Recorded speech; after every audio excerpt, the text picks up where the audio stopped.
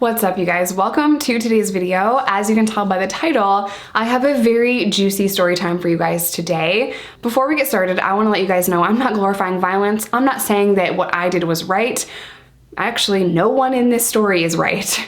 It was a crazy night for me, but at the same time, this kind of shit was just my normal. My life was so chaotic.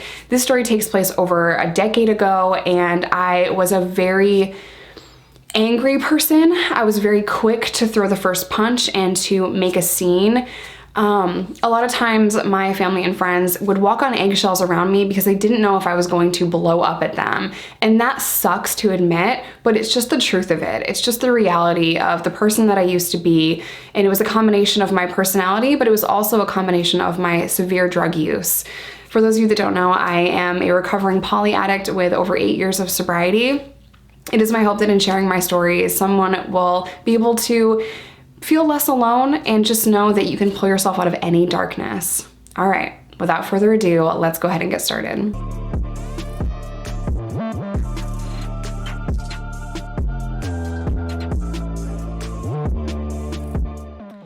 You guys, this story came up when Reese and I were talking the other day, and I couldn't believe that I thought this was okay. I thought this shit was just, you know, love hurts, love is pain, like all this crap I used to tell myself, the drama, the chaos, the breaking up and making up, all that shit that I went through with my ex is just wild.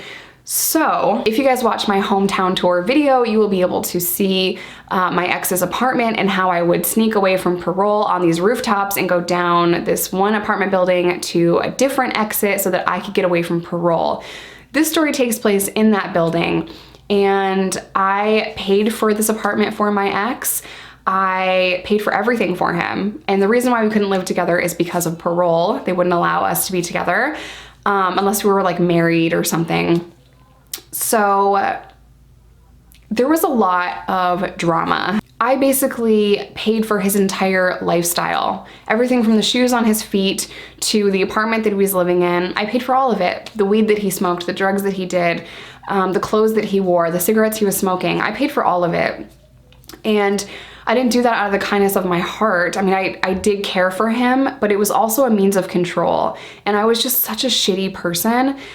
I knew that he would always come back to me no matter what happened because he didn't really have anywhere else to go. He didn't have anyone to help him. He could never get a job because he was a felon. It was a very dark time in my life, and I still care about my ex. I will always try to encourage him and motivate him, and we are so far past this. And today we are still friends, and I wish him nothing but the best. So anyway, it was probably 2 o'clock in the morning, and we had gotten into an argument the night before. I know that we had both been drinking the night before, and we just fought all the time, you know, and it was just a very toxic, codependent, dysfunctional relationship. But it was about 2 o'clock in the morning, and I heard a faint knock, I think, at the door, but because it wasn't like pow, pow, pow, pow, pow, I knew it wasn't parole, so I probably just passed right back out. So a faint knock, I kind of heard at the door and then fell right back asleep. My ex had gotten up, opened the door, and was in the hallway. Now, he had left the door cracked a little bit, so I kind of come to and I see that the door is cracked, and I'm like, oh, that's weird.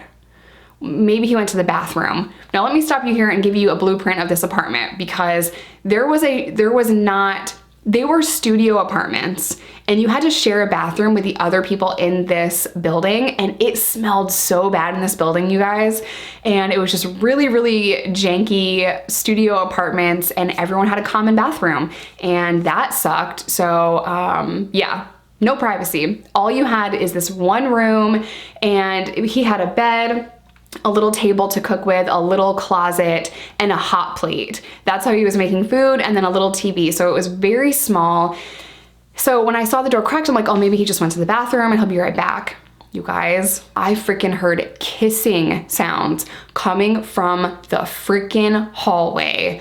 I ran to the door and I slammed that door open, and I'm coming down the hallway. I see my ex and his ex, and I lose my shit. Now my ex is already like, whoa, like he's trying to stop me, but there is no stopping me. There is no calming me down. So I hit my ex in the side of the head, and he moved a little bit, just enough for me to get his ex by the hair. And there was like this door that kind of looks like in a school, there's like a gym, you push the door open. That's kind of what it looked like. I pushed this door open and I threw her down, and there was a staircase right here. Now she is crying and she's screaming and she's obviously drunk. And I kind of fought with her for a little bit, and she went down the stairs. Now, her bag that she had was full of all kinds of stuff. Her wallet, her keys, which she shouldn't have had anyway because she was drunk. Her keys, tampons, shit just fell out everywhere. A little bit of makeup. I mean, it all came down the stairs. And when she fell down the stairs, all that shit fell down the stairs too. So she's yelling and she's screaming. She's like, I need my stuff. Ah! And I'm like, fuck you and your shit. Get the fuck out. And I'm like freaking out, you guys. I'm freaking out. Well, there's a door to the street, and I pushed her out so that she could get out of this staircase, and I locked the door behind her, and I run straight up to go confront my ex. Now that she's out the way, now we're gonna have a conversation. And I'm yelling at him. People are starting to come out because there's, I think, 4 apartments in this building. People are coming out. They're like, yo, Jess, are you okay? Are you okay? I'm like, I'm fine. And I immediately, they're thinking, you know, my ex maybe put hands on me or did something, which he didn't. It was all me. I threw the first punch, which I always did. Mid me screaming, I think I punched a wall, and he walked back into the apartment, and I'm guessing he wanted to do that so that I would get out of the freaking hallway, because if the cops get called, this is a whole thing, right? And thankfully no one in this apartment building called the cops, because they're like, oh, she can handle herself, it's fine. No one thought that I was at risk. So we go back into this apartment, and we're yelling and we're screaming and we're fighting with each other. I think I broke his Xbox. I think I threw it against the wall, and I'm just really heated. Somehow he convinces me to calm down, you know, and we go back to sleep. Okay. Like I literally didn't leave. I don't know why, but there was also this dynamic of I have to win. I have to win, and you can't have him, and he's mine, and it's about winning. Like what? I thought if some other woman had him, I lost and she won, and I wanted my ex so bad. I was willing to overlook all kinds of shit. I was willing to get over all kinds of shit. We were gonna fight it out, and I would chase him, he would chase me. It was crazy. So the next morning, we had to go, I think, to Delhi, New York. If you guys know where that is, let me know in the comment section down below. We had to go to Delhi for something, probably to see Parole. And I was really tired, as you can imagine, because I had just gone through this whole big dramatic scene in the middle of the night, and my stomach was in knots. I remember waking up and my stomach just felt like shit. And the alarm went off, and I heard it, but I didn't want to get up. And my ex woke me up by calling me his ex-girlfriend's name twice. Ooh, you guys. I swear to God, I saw red. I was so mad, and the fight just started all over again.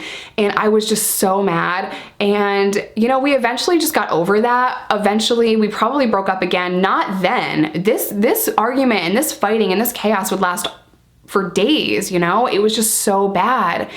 And somehow we got over that fight, and we just continued doing our crazy addict, dealing, using self, and it was so toxic and it was so exhausting. You know, that relationship changed me, and it was very difficult because at that time I didn't care about anyone else. That was the only person that I felt bonded with and connected to, the only person I cared about, and I cared about him more than I cared about myself, which is a serious issue. And I was so damaged from that relationship that when I met Reese, you know, a few months into it, I was like, aren't we supposed to be fighting? Aren't you supposed to do some dumb shit and I'm supposed to get pissed? My relationship with Reese was going so well, and I was like, this is weird as hell. I swear to God, we're supposed to be screaming and breaking shit, right? Like, no, not gonna happen. Cool, okay. I can get down with this vibe. It's weird, but okay. And now almost 7 years later, I am so happy and I'm in the best relationship, and it's not unhealthy. But the reason why I said that is because in meeting Reese and getting away from my toxic ex, I was able to see what a real relationship looks like. No, it's not perfect. Reese annoys me and irritates me, but I have never had that situation happen. You know, I have never broken shit or thrown shit, or it's not like that. We respect each other. We understand each other. We love each other, and it's so different. But another reason why I'm telling you guys that is because I didn't think I had the capacity to love another person. I thought my ex was gonna be the only person I was ever gonna love, because I had tried to date after my ex and I did not feel what I had felt for him. So I just didn't think I was ever gonna be in a happy, functional relationship. You know, I just thought like, oh, this guy's okay. And it took me a long time to trust Reese. And I still have moments where I have to catch myself and be like, he's not that dude, Jess, like calm down. I'm like, you're 5 minutes late, why? I'm just kidding, I don't say that to him. I think when we get out of our addiction and we get away from toxic people, it does take time to repair. It does take time to open your heart up and trust another person. And sometimes it doesn't work out. But I wanted to make this video to talk a little bit about how that drama and that chaos, that is not normal, and that is not healthy, and that is not good. And if you're in that kind of a relationship, it is my personal opinion to get out of it, because it can turn very violent and it can be very dangerous. Verbal abuse is really bad. Verbal abuse is abuse, and it's not a healthy thing that you need to subject yourself to. You know, there was violence in my past relationship, most of it being from me, but it was so toxic and unhealthy. So if you're in that kind of relationship, I implore you to find the strength to leave. And hopefully, in knowing that after I left, I was able to find the love of my life, that will give you some hope and some encouragement. I'm gonna end today's video here. I love you guys.